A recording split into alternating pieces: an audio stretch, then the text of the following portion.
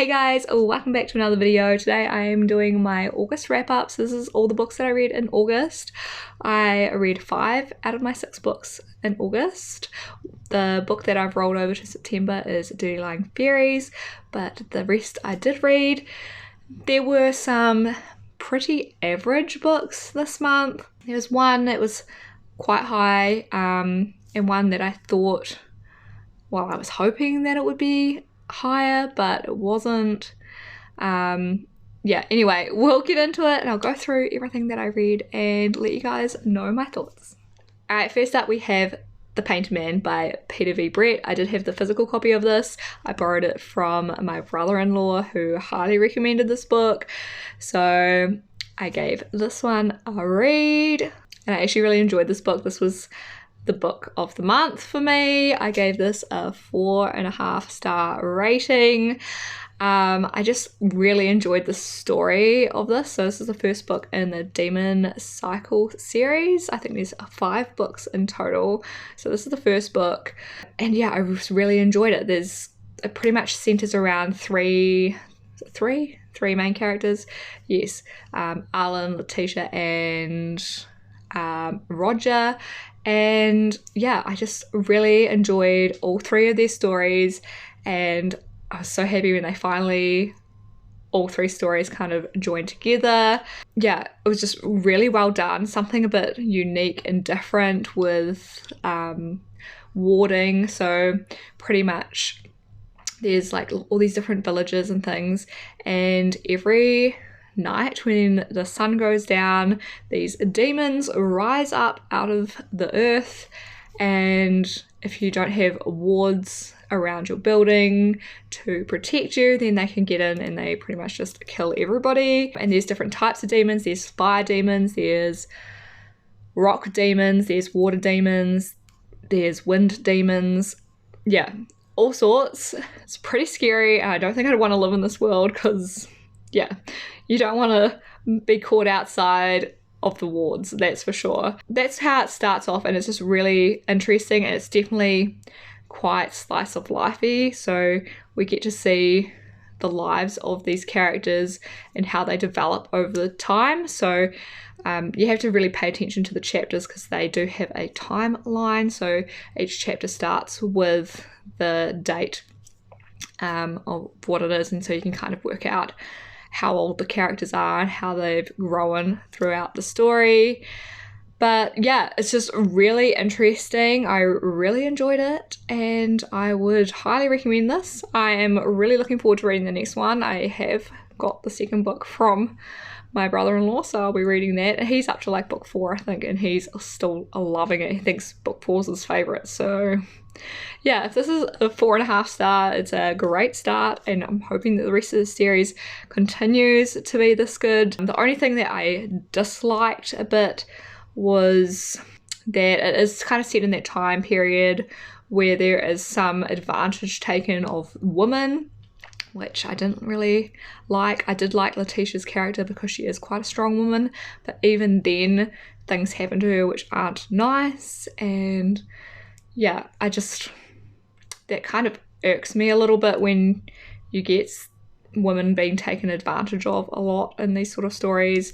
I get it because it's part of the time period, etc., or like it's kind of set in, you know, when they're little tiny villages and things like that, and it's not modern day timing. I don't know. I feel like it's something that was more accepted, kind of like Game of Thrones and like The Witcher and sort of thing, that sort of setting where this sort of stuff happens. But yes, so apart from that, I really enjoyed it. It wasn't like all happy cheery, like lots of bad stuff happens to these characters. Like all of the characters' stuff happens that's not nice, and they have to overcome a whole heap of challenges. So yeah, I really enjoyed it, and yeah, that's about all I can say about that. I'm looking forward to reading book 2. Alright, next we have The Cursed and the Broken by Chloe Hodge. This I got as an ARC book. I did enjoy it, but it wasn't as good as I was hoping it was going to be. So this is like a fantasy romance. about witches, and I think I'm not a witchy fan. I think this might be my problem because all the witchy books that I've read this year are kind of just hitting average for me. They're not amazing. Yeah, I don't know. Maybe that's the issue. I do really like the main love interest in this. Like, yeah, I really enjoy his character. The main character, she's not bad. I don't mind her, but yeah, I don't know. It just was a little, I don't know what the word is. It was a little bit slow, I guess. But I mean, it is a first book and a little bit predictable in some of it, but I did really enjoy it.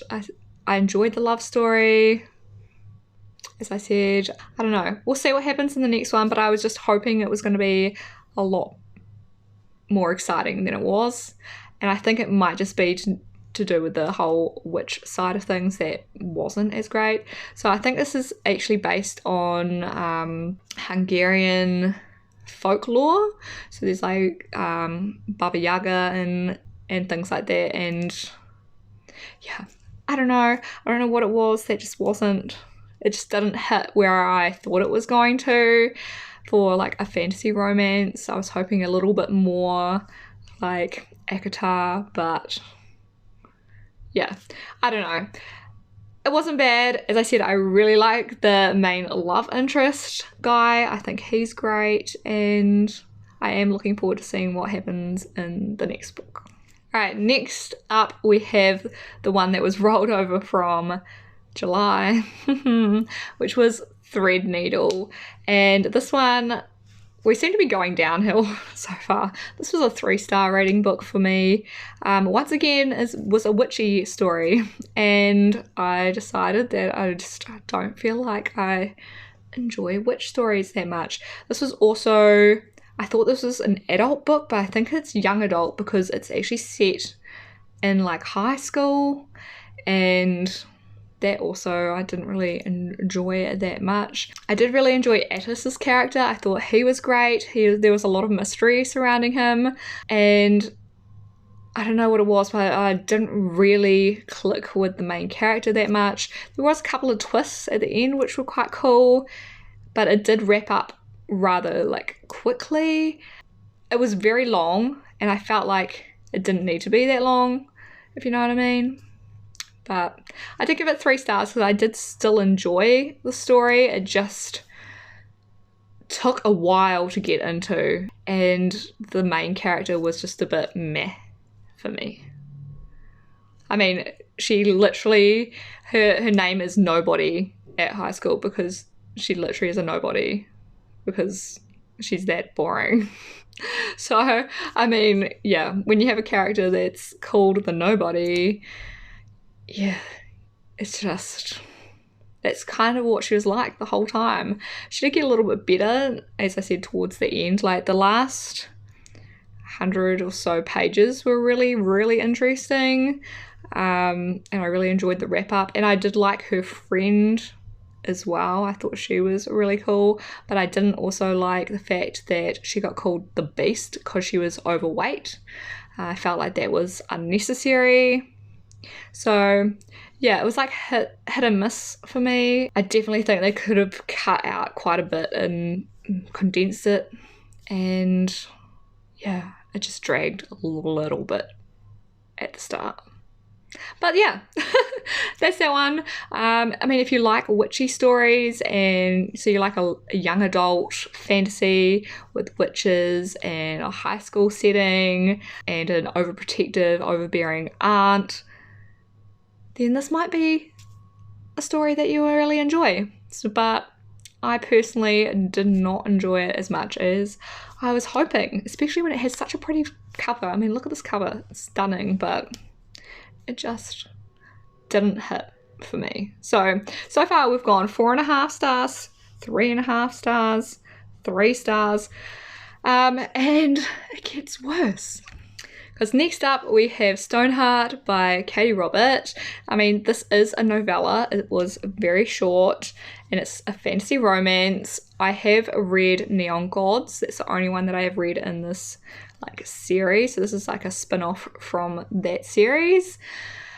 And I enjoyed Neon Gods. I gave that a 4-star. Unfortunately, this was a 2.5 out of 5. One of the issues was that it was so short. I didn't get time to really even get to know the characters because they're 2 new characters to the story. Like, we haven't really read about them before, unless they're in some of the other books, and I haven't read those yet. But yeah, so this is about Medusa, and I just felt like there was this instant love connection, which was it was just way too fast, and pretty much it was just like one sex scene and then it was over, and it was like, oh, they're in love, and then all of a sudden everything's fine. It went from enemies to lovers within like 100 pages complete. Yeah, it was just way too quick. That was my main negative, and the fact that, yeah, they just fell in love like instantly.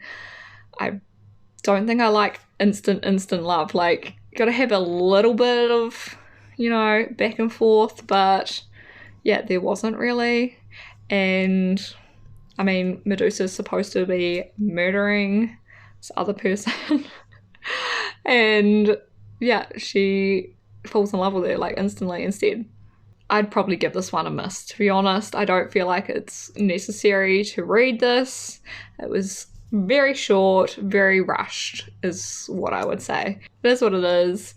I really wanted more. Like, I wanted to get to know these characters more because Medusa obviously has quite a dark history and tortured backstory sort of thing, but we didn't get enough of it, and I would have liked that. Alright, and lastly we have These Twisted Bonds by Alexi Ryan. This is the conclusion to These Hollow Vows, which I did read in January, so this was one of my most highly anticipated books of the year. Was really looking forward to giving this one a read. It wasn't as good as the first one. I've read a lot of people saying that they liked it more, but I personally preferred the first book because the first book had a lot of like betrayals and backstabbing and things, which made it like super interesting and lots of twists. Whereas this one didn't really. It was more like answering all the questions that you had. So it was a good conclusion and I did enjoy it. It was a 4-star rated book for me. I rated the first one 4.5, so it was still really good. It just wasn't the 5-star rated book that I was hoping for. But I did really enjoy it. I especially love Finn. He is like my new crush. I love Finn. He was amazing. I think I just really don't like Sebastian at all. Majority of this book, he's just a whiny little bitch and it drives me bonkers. Finn, on the other hand, is great. I also love Misha. He was a new character in this book. He is the king of the Wild Fae, and I really enjoyed his character as well. He just has a really cool energy about him, and I wish we could get more of his story because yeah, he was great as well. And I did really enjoy the conclusion to this. There was a couple of like twists. Some of it I did see coming probably from the first book. There was a couple of things that I didn't really expect to happen that did, and I feel like the first quarter of this was very slow. I kind of just wanted to get into it. So I think that's why it wasn't as good as I expected it to be, but like the last like 200 pages were awesome. And I like just couldn't put it down for like, I think it was from what chapter?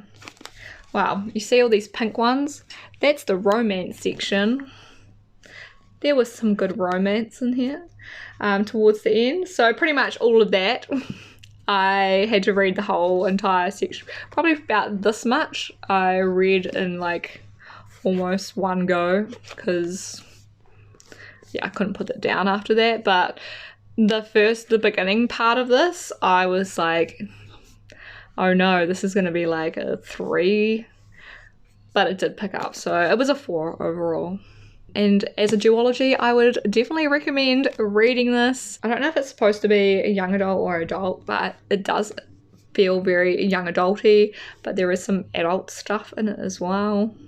So maybe it's like more like new adult, definitely on the higher end of a young adult, but as a duology, I really enjoyed it, and I mean, I'd probably read it again, to be honest, so yeah.